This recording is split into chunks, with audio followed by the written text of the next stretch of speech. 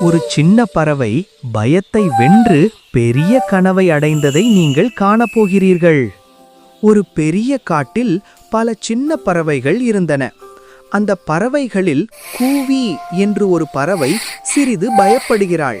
பறக்க கற்றுக்கொள்ள முடியவில்லை. ஒரு நாள் காட்டிற்கு புதிய பழங்கள் வந்து சேர்ந்தன. அனைத்து பறவைகளும் அதை சாப்பிட விரைந்தன. ஆனா கூவி பயந்து விட்டாள். அப்போ பெரிய பறவை சொன்னது, சின்ன பறவைகளும் சேர்ந்து முயற்சித்தால் பெரிய கனவுகளை அடையலாம்.